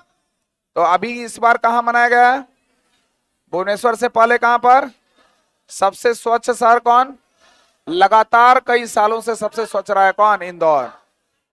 इस बार इंदौर के साथ सूरत भी है, लेकिन हम बोले सबसे लगातार कई वर्षों से, तो आंसर सिर्फ क्या होगा, इंदौर। इंदौर ही होगा ना, कंफर्म। सूरत अधिवेशन कब हुआ था, 1907, रास बिहारी। इसमें गरम दल नरम दल अलग हो गया। अब ये दोनों आके मिला था कब, 1900 कहां पर हुआ था, लखनऊ अधिवेशन। अंबिका चरण मजूमदार, यही था ना। होम रूल लीग की स्थापना कब, 1900। गृह शासन आंदोलन कब, वही है होम रूल। एग्जाम में क्वेश्चन पूछ देगा, उल्टा के भी तो पूछेगा। जैसे हो गया होम, होम का मतलब गृह, गृह मतलब घर, और हो गया रूल, रूल का मतलब शासन। तो गृह शासन कब, 1916। स्टूडेंट छोड़ के आ जाता है, स्टूडेंट से छूट जाता है कि सर होम रूल तो पढ़े हैं लेकिन गृह शासन नहीं पढ़े हैं। तो गृह शासन ही है क्या, होम रूल। जैसे एग्जाम में एक बार पूछा था कि अंतर्राष्ट्रीय महिला दिवस कब मनाया जाता है, 8 मार्च। अब एक एग्जाम में पूछा अंतर्राष्ट्रीय नारी दिवस कब मनाया जाता है। तो विद्यार्थी क्या क्या छोड़ के आ गया, बोला मास्टर साहब हमको पढ़ाया नहीं जिंदगी में नारी दिवस, लेकिन अंतर्राष्ट्रीय महिला दिवस उसको पता था। लेकिन जब वो आया तो उसको बताया गया कि भाई इंग्लिश का क्वेश्चन देखो, तो इंग्लिश में लिखा था इंटरनेशनल वुमेन्स डे, कब, 8 मार्च। इसलिए जब भी क्वेश्चन आए तो एक नजर किधर देख लेना है, इंग्लिश रहता है ना आप लोग में, इंग्लिश हिंदी दोनों में हर कोई एग्जाम में लगभग रहता है। तो जहां दिक्कत हो थोड़ा सा चेक कर लेना है, कहां पर, इंग्लिश में। तो होम रूल आंदोलन सबसे पहले भारत में कौन चलाया, कौन चलाया, एनी बेसेंट की बाल गंगाधर तिलक, एनी बेसेंट की बाल गंगाधर तिलक, एनी बेसेंट की बाल गंगाधर तिलक। एनी बेसेंट वाले लोग हाथ उठाइए तो। अच्छा 2-3 लोग हैं, और है 2-3 लोग हैं, पीछे हैं। और बाल गंगाधर तिलक वाले लोग, अच्छा जो हाथ नहीं उठा रहे हैं वो, आप लोग नहीं पता है। अच्छा जिनको नहीं पता है वो हाथ उठाइए, जिनको नहीं पता वो भी तो होंगे, हाथ उठाइए। हाँ, ये सबसे पहले किया था कौन, बाल गंगाधर तिलक, बाल गंगाधर तिलक ना। और पहले क्या था, अप्रैल में बाल गंगाधर तिलक, सितंबर में एनी बेसेंट। इसका 2 पत्रिका था बाल गंगाधर तिलक का, कौन कौन, कॉमनवेल्थ था, नहीं था, मराठा था, केसरी था। तो मराठा किस भाषा में, केसरी भाषा में, मराठा किस भाषा में, अंग्रेजी में, और केसरी मराठा में। यहां पर न्यू इंडिया था, एनी बेसेंट के द्वारा न्यू इंडिया था, यंग इंडिया था। यंग इंडिया किसके द्वारा, महात्मा गांधी, और न्यू इंडिया किसके द्वारा, एनी बेसेंट। कॉमनवेल्थ था, नहीं था।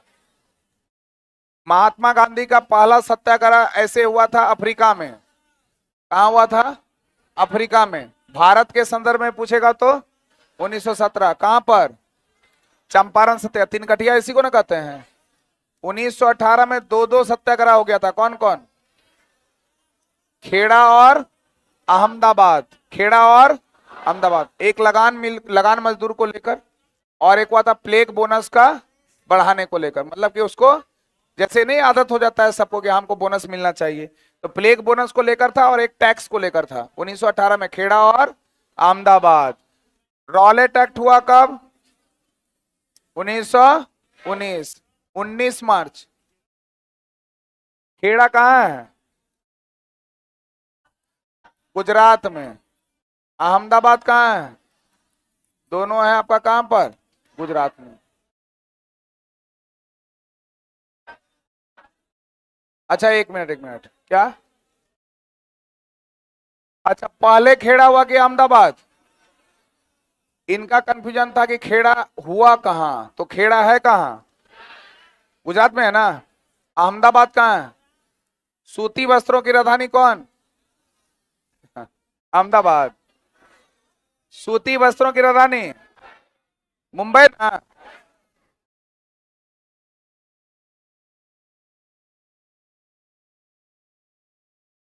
क्या चीज?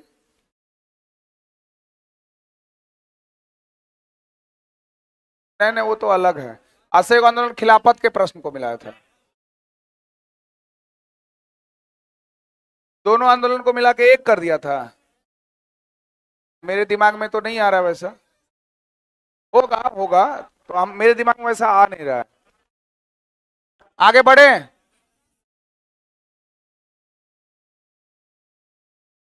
स्वराज पार्टी, स्वराज सभा था नाम, पता है आप लोग को? कंफर्म है ना? सब चीज हमको पता होगा ये जरूरी नहीं है। हम भी आप ही लोग के जैसा विद्यार्थी हैं, पढ़ भी रहे हैं, पढ़ा भी रहे हैं।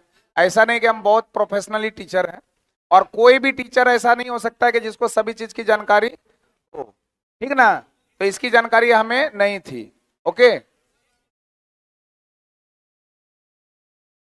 ना? हमको किसी भी कोई भी टीचर बोल सकता है एक विषय का जानकारी है, उसको खड़ा करिए, हम 5 क्वेश्चन पूछेंगे, एक भी जवाब दे दिया तो हम पढ़ाना छोड़ देंगे।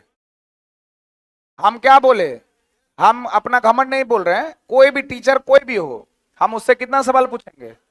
5, और 5 में एक भी सवाल जवाब दे दिया तो समझेंगे कि वो टीचर है। दे ही नहीं सकता सर, क्योंकि हमारे पास वैसा सवाल का बहुत सारा है लाइन लगा हुआ, जो कि एग्जाम में पूछे या ना पूछे लेकिन टीचर को परेशान जरूर कर देगा। नहीं, और सर जीएस एक ऐसा है जो समुद्र है, और बहुत सारा चीज लोग पढ़ता है तो दिमाग से उतरता भी है ना, और बहुत सारा चीज पढ़ना होता है, फिर बहुत सारा चीज दिमाग से उतरते रहता है। आप लोग का उतरता है कि नहीं? यही तो एनी बेसेंट और बाल गंगाधर तिलक में कंफ्यूजन हो जा रहा है। आगे बढ़े क्या? तो रॉलेट एक्ट आया कब? 1919 में। जालियांवाला बाग कब? 1919 में। खिलाफत आंदोलन कब? 1919 में। रॉलेट एक्ट कब आया? जालियांवाला बाग, खिलाफत आंदोलन, तीनों 1919 ना। और मॉन्टेग्यू घोषणा कब आया? अभी कुछ लोग बोले 1919, 1917। मॉन्टेग्यू घोषणा 1917, और मॉन्टेग्यू चेंज फॉर सुधार अधिनियम 1919 के खिलाफत के प्रश्न को मिला लिए थे। अरे खुश रहे, टेक्नीशियन कॉल पे कर लिए, करा दिए तो ठीक है ठीक है। कौन सा बोर्ड था?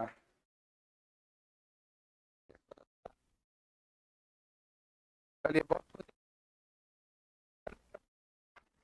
ठीक है ठीक है, बहुत अच्छा, अच्छा लग रहा है सर। नहीं नहीं कोई बात नहीं है, ऐसे जहाँ सर से मिलिए और अच्छा लगेगा, ठीक है? बेस्ट। बोलना चाहते हैं क्या? डर लग रहा है। अरे डरने का क्या, कुछ बोलना चाहते हैं तो बोल सकते हैं। ठीक है, जाइए सर से आप मिल लीजिए, ऊपर होंगे आराम से। बैंगलोर जोन है।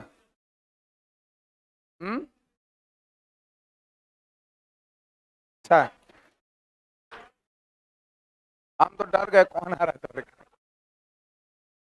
मतलब वैसा नहीं डरे, डरते तो भागते ना। हमको लगा किसी चीज के लिए, काम के लिए कोई आ रहा है। ये होता है खुशी, मतलब जब रिजल्ट हो जाता है,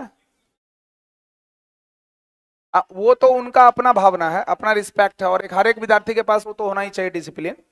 लेकिन एक अलग खुशी होता है जब रिजल्ट होता है ना, और एक मन में लगता है कि नहीं हो जाए, और एक कंफ्यूजन में लगा रहता है कि होगा कि नहीं होगा, और उस समय में जब पता चलता है खुशी की रिजल्ट हो गया, बहुत खुशी होता है। जैसे आप लोग भी पढ़ रहे हैं ना, बहुत लोगों को लग रहा होगा कि यार हम उतना तेज तो नहीं है जितना सामने वाला है, लेकिन आपको पता नहीं कि आपका रिजल्ट है, लिखा रहेगा। बस भरोसा रखिए, ईमानदारी से पढ़ाई कीजिए और ऊपर वाले से थोड़ा सा डरिए। क्यों बोल रहे हैं ऊपर वाले से बार बार डरने के लिए? क्योंकि आप जो भी करते हैं ना, उस सारे हरकतों को देखता है कौन? कब आप परेशान हो रहे हैं, कब आप परेशान कर रहे हैं, कब आपको प्रॉब्लम आ रही है, कब आप पढ़ाई से जी चुरा रहे हैं, वो सब देखने वाला एक ही बंदा है। कौन?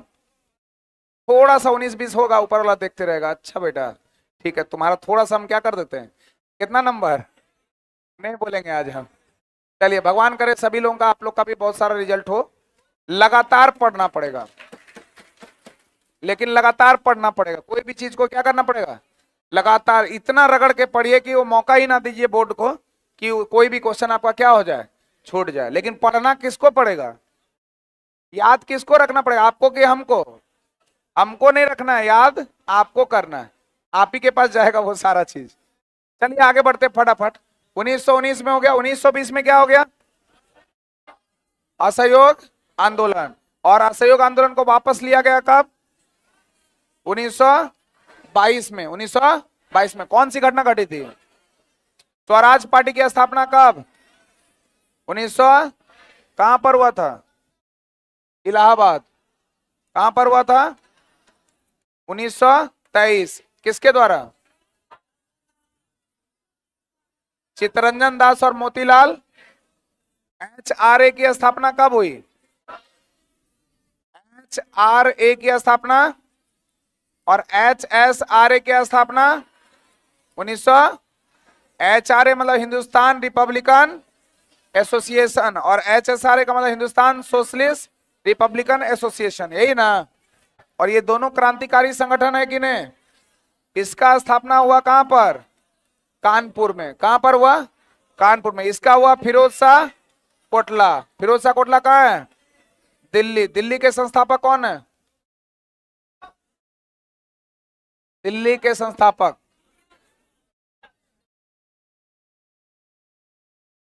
तोमर वंश के शासक अनंगपाल। और न्यू दिल्ली रहेगा तो लुटियंस। इसके साथ और भी लोग थे। तोमर वंश का शासक कौन? अनंगपाल। तो ये था फिरोज शाह कोटला के द्वारा हुआ, फिरोज शाह कोटला में हुआ था। ये HRA की स्थापना किया था कौन? सजिद नाथ सान्याल। और यहां पर चंद्रशेखर आजाद और भगत सिंह, इसमें और भी लोग सम्मिलित उसमें थे। तो 1924 में हो गया HRA। 1925 में क्या हुआ? काकोरी घटना। काकोरी नहीं हुआ था? 8 डाउन ट्रेन जो सहारनपुर से जा रही थी कहां? लखनऊ। उसको क्या कर दिया गया था? लूट लिया गया था। याद नहीं है? कब किया गया था ये? 1925। 1925 25 था ना? अच्छा 1927 में बन गया क्या? Simon commission. वापस आया भारत कब? 1928 में। नेहरू रिपोर्ट का प्रपोजल शुरू हो जाएगा यहां पर।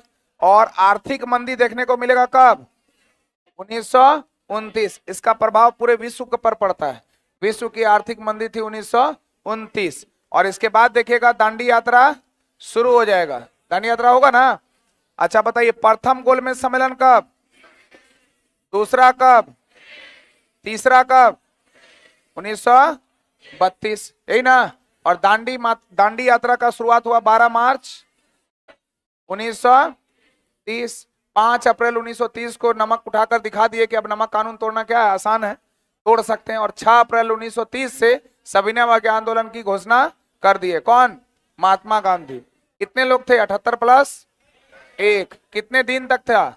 24 दिन। कितना मील चले थे? तो ये जो 1930 में हुआ था, जिसको हम लोग बोलते हैं सविनय अवज्ञा आंदोलन। दांडी यात्रा के बाद हुआ सविनय अवज्ञा आंदोलन कब? 1930। सविनय अवज्ञा आंदोलन 1930। तीनों गोलमेज सम्मेलन कहां हुआ था?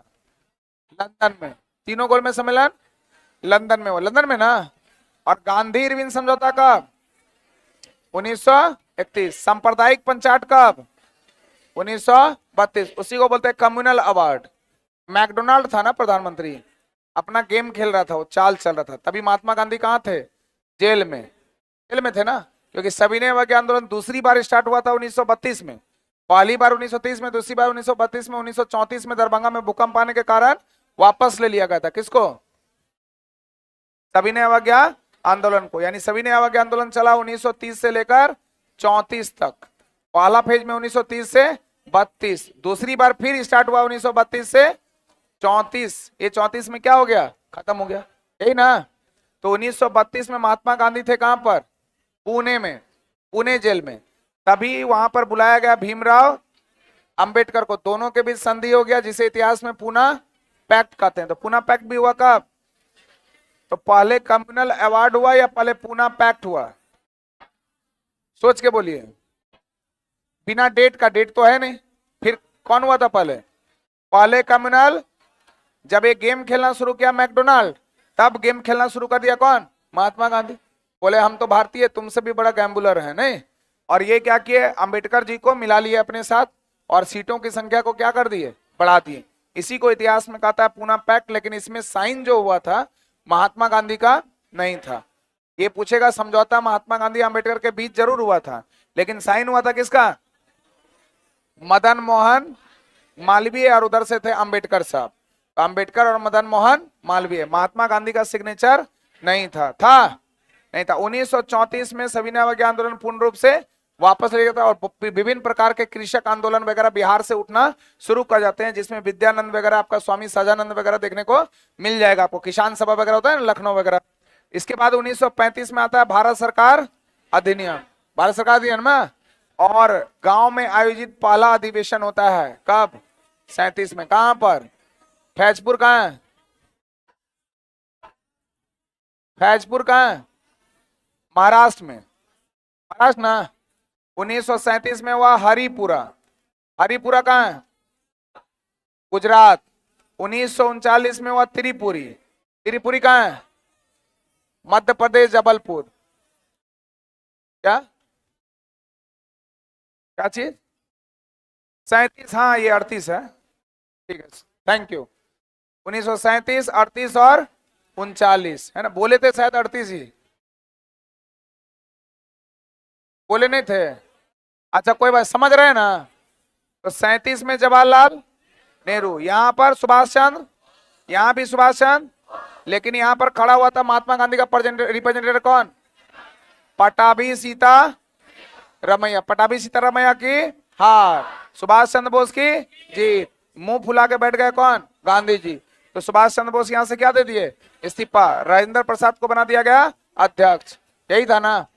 उसके बाद 1940 अगस्त प्रस्ताव कब आया? 1940। क्रिप्स प्रस्ताव कब आया? 1942। और 1940 का जो अधिवेशन हुआ वो कहां पर हुआ था? रामगढ़। रामगढ़ था ना। कौन किया था? अबुल कलाम। अबुल कलाम आजाद ना। भारत के प्रथम शिक्षा मंत्री कौन? सबसे युवा अध्यक्ष कौन? अच्छा एक क्वेश्चन बता दीजिए, मान जाएंगे। जो बता देंगे आप। पहले बोल दिए, वो क्वेश्चन थोड़े पूछने वाले थे हम। अच्छा ऐसे वही पूछने वाले थे हम। सबसे युवा अध्यक्ष जो थे, अध्यक्षता किए थे अबुल कलाम आजाद। किस अधिवेशन में? वो बोल ही दिए उधर से 1923, पहले ही बोल दिए। चलिए, कैबिनेट मिशन की स्थापना कब हो गई? 1946। माउंटबेटन योजना आया 1947, 3 जून 1947। और इसी के द्वारा भारत को क्या कर दिया गया? अलग। एक तरफ हो गया भारत और एक तरफ हो गया भारत के प्रथम प्रधानमंत्री पंडित जवाहरलाल नेहरू। भारत के प्रथम नहीं, लास्ट बोल सकते हैं।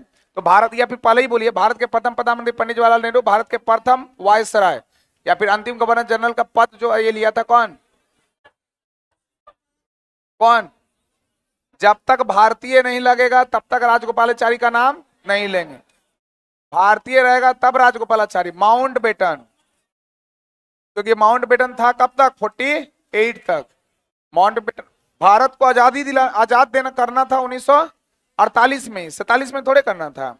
सांप्रदायिक हिंसा इतना फैला कि वो लोग यहाँ से बुरिया बिस्तर लेकर भागने के लिए मजबूर हो गया। तो उस समय में फंस गया कौन? माउंटबेटन। तो माउंटबेटन ही रहा यहाँ पर बनकर, है ना, 1900 कब तक? 48 तक। यहाँ पर पाकिस्तान में भी 2 गुट बढ़ गया। पाकिस्तान का प्रथम प्रधानमंत्री लियाकत अली। देखिए आप लोग भी बोल रहे हैं मोहम्मद अली जिन्ना, और बहुत सारे लोग गलती कर देंगे, है ना। तो पाकिस्तान के प्रथम प्रधानमंत्री, गवर्नर अगर पूछेगा तो मोहम्मद अली, इसी को महात्मा गांधी बोले थे कायदे आजम। क्या बोले थे? मतलब महान नेता।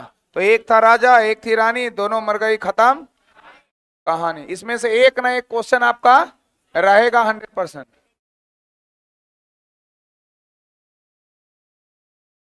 46 तक। हाँ,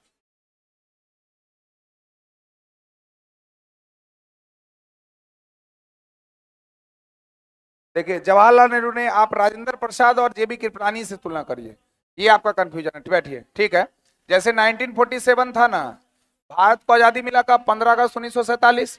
तो इनका कहना सही है। कंफ्यूजन जो दो क्वेश्चन करता है वो, एक क्वेश्चन की आजादी के समय के अध्यक्ष कौन, तो जेबी कृपलानी, एक क्वेश्चन ये आता है। और दूसरा पूछता है 1947 के अध्यक्ष कौन, तो डॉक्टर राजेंद्र प्रसाद। अब स्टूडेंट के समझ में क्या आता है कि भाई भारत आजाद कब हुआ? 47। तो आजादी के समय में जब आजाद हुआ तो 47 में ना हुआ? तो 47 में यहाँ देते हैं कृपलानी, और यहाँ पर बोलते हैं आजादी के समय में कृपलानी, और 47 में बोलते हैं क्या, राजेंद्र प्रसाद। ऐसा क्यों? क्योंकि 1947 का जो घटना है, इसमें डेट देखना पड़ेगा कि कौन सा डेट। 1947 में कितना महीना? अरे भाई एक साल में कितना महीना? वही तो पूछ रहे हैं। तो 1947 में कितना महीना? 12 महीना। 12 महीना हुआ। अब हमारे देश आजाद हुआ 15 अगस्त को, 15 अगस्त को ना। तो जो 15 अगस्त के पहले भी अगर होता है, ठीक, यानी आजादी तक में, जैसे ये 15 अगस्त के दिन ही चेंज होगा ऐसा तो जरूरी नहीं है। तो आजादी के समय का अध्यक्ष अगर सीधा पूछेगा, आजादी शब्द लगेगा स्वतंत्रता के समय का, तो उसमें आंसर किसको मानना होगा? कृपलानी को। और पूछेगा 1947, जैसे मान लीजिए वो बन गया सितंबर में, सितंबर में बने तो 1947 है कि नहीं? अक्टूबर 1947 है कि नहीं? 49 1947 है कि नहीं? सॉरी नवंबर 1947 है कि नहीं?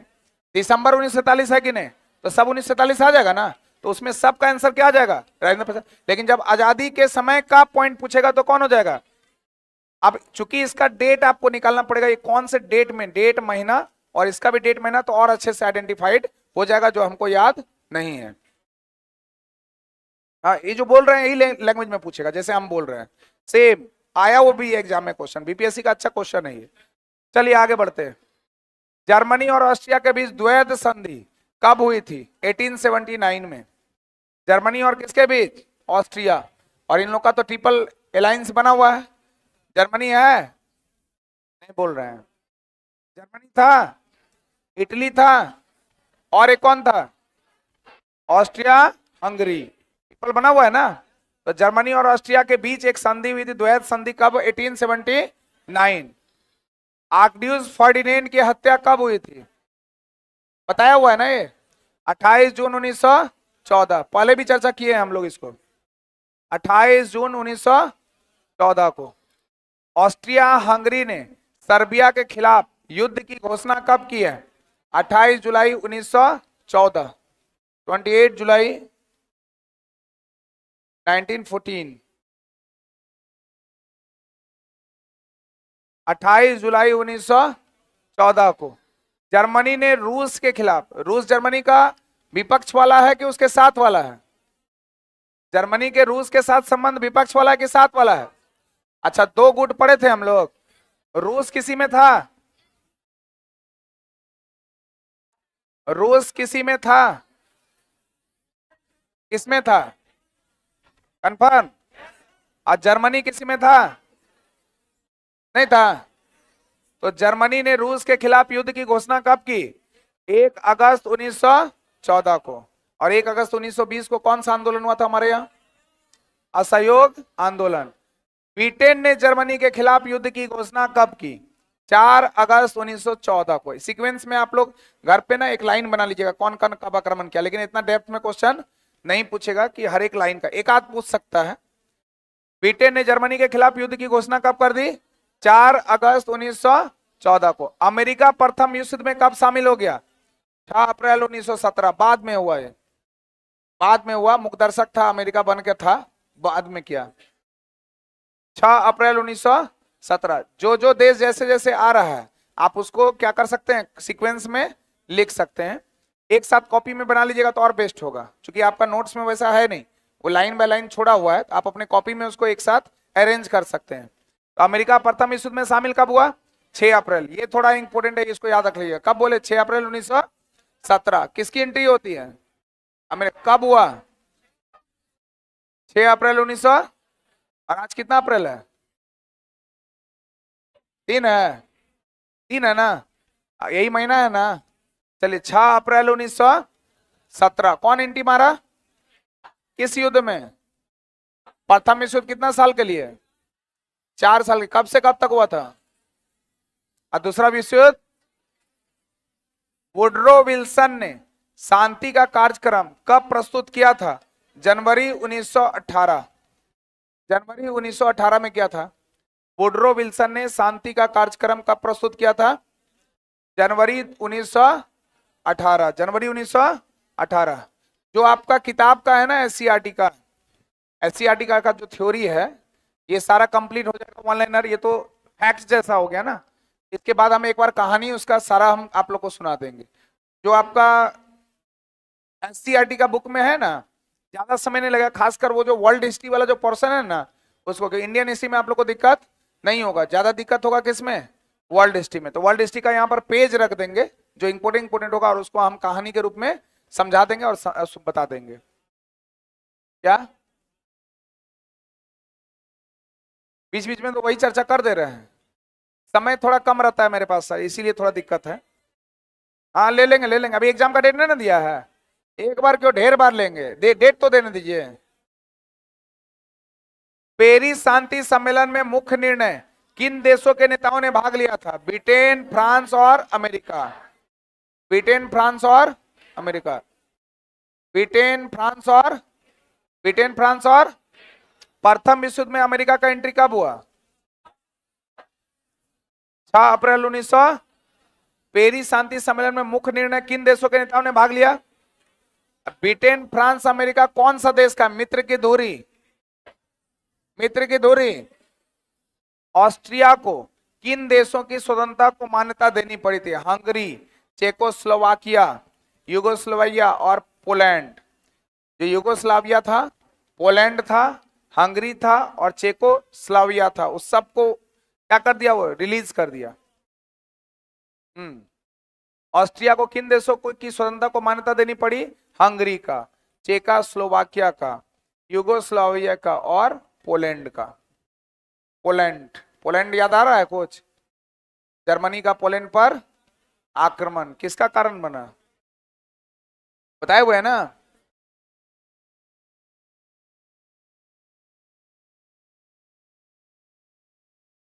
हो गया, लिख रहे? अच्छा, क्या नाम बोले इसका? हंगरी। क्या नाम बोले?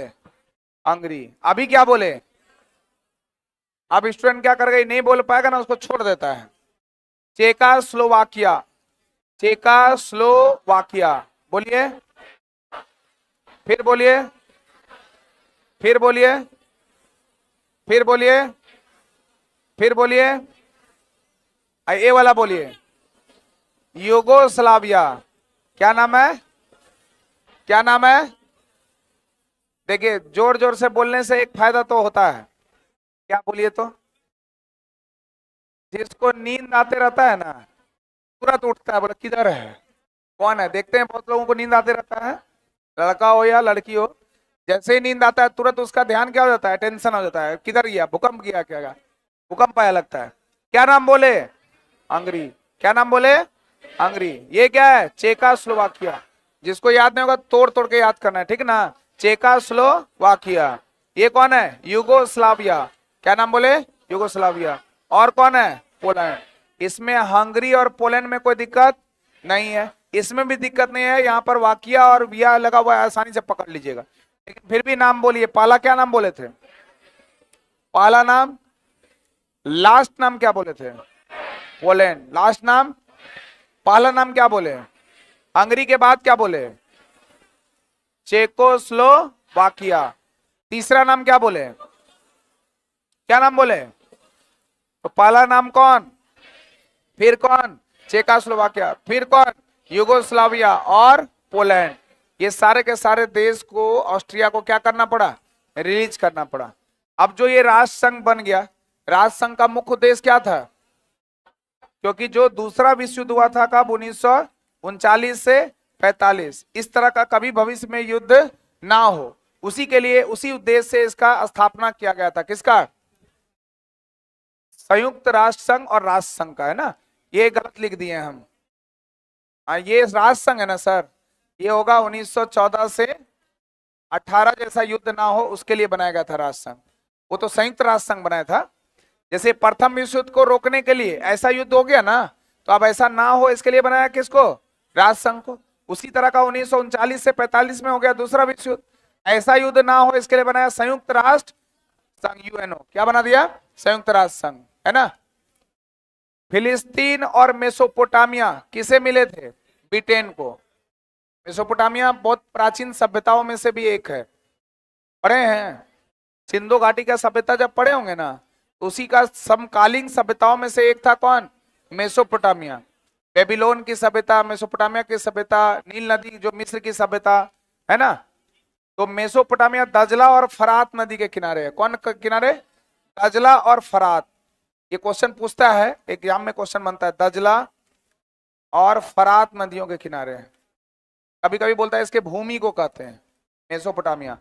दजला फरात नदियों के किनारे है कौन, मेसोपोटामिया। जैसे नील नदी के किनारे है कौन, मिस्र। वांगो टीसी नदी के किनारे है कौन, चीन। सिंधु नदी के किनारे सिंधु की सभ्यता। सभी नदी के किनारे नदियों की सभ्यता आगमन हुआ ना, स्पीड हो रहा है क्या। सिंधु नदी के किनारे सिंधु घाटी की सभ्यता थी, नील नदी के किनारे मिस्र की सभ्यता थी, दजला फरात नदी के किनारे मेसोपोटामिया की सभ्यता थी, वांगो टीसी नदी के किनारे चीन की सभ्यता थी। तो पहले भी हम लोग पढ़े हुए हैं, चर्चा किए हुए हैं। किन तीन राजवंशों का अंत हो गया था इस समय में, रोमनोव, होहेन-जोदड़ो और हैब्सबर्ग का। हैब्सबर्ग नाम थोड़ा पेचीदा है, बहुत पेचीदा है, हम समझ सकते हैं। रोमनोव, होहेन-जोदड़ो और हैब्सबर्ग। हैब्सबर्ग किन तीन राजवंशों का इस समय में अंत हो गया था, रोमनोव, होहेन-जोदड़ो और हैब्सबर्ग का। हैब्सबर्ग का,